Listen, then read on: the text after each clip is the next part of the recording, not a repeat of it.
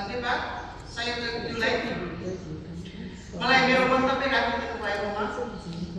यस कार्यक्रमका सभाध्यक्षज्यू, प्रमुख अतिथिज्यू, विशिष्ट अतिथिज्यू, मञ्चमा आसीन अतिथिज्यूहरूका साथै मेरो डेस्क अगाडि उपस्थित अग्रज दिदीबहिनीहरूमा मेरो हृदयदेखि न्यानो अभिवादन।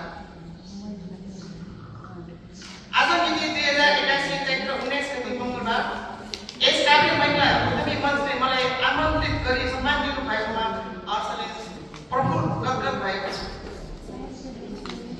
महिला उद्यमी मञ्चले गरेको प्रभावकारी भाषण कला तथा उद्घाटनलाई 3 दिन गरे तापनि मलाई 3 महिना गरे जस्तो ठानेको छु, किनभने म आफूलाई सक्षम ठानेको छु।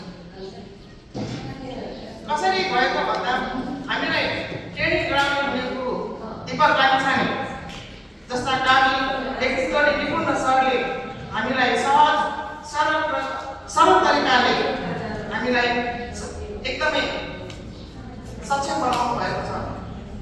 मेरो गुरु दीपक लामिछाने सरलाई मेरो हृदयदेखि नमन छ। यस महिला उद्यमीले हरेक वर्ष नयाँ कामहरू गर्दै आइरहेको छ। यस उद्यमीले गरेको हरेक कामहरू सराहनीय छ, किनभने हिजो आजसम्म महिला दिदीबहिनीले हातमा टाढो पर्ने समाति घर चुलो गरेकाहरूले आज यति ठुलो दबावमा आफ्ना बलका साथ हजुरहरूको सामु उभिएर हातमा माइक समाति बोल्न सक्षम भएको छ।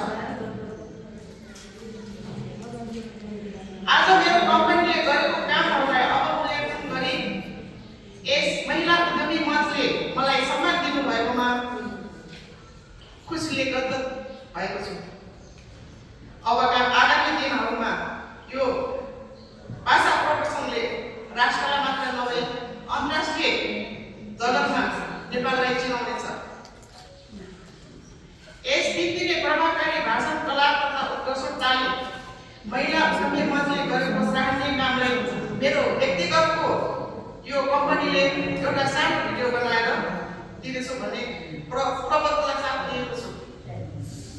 यस महिला उद्यमीले आगामी दिनहरूमा महिला दिदीबहिनीलाई धेरैभन्दा धेरै सिपमूलक तालिम दिएर महिला दिदीबहिनीहरूलाई सक्षम र लिडर गर्नेछ भन्ने विश्वास लिएको छु। यति भन्दै हाम्रो सर दीपक लामिछाने गुरुलाई र महिला उद्यमी मञ्चलाई मुजमुरी धन्यवाद दिन चाहन्छु। म विजेता खुसी भएको छु।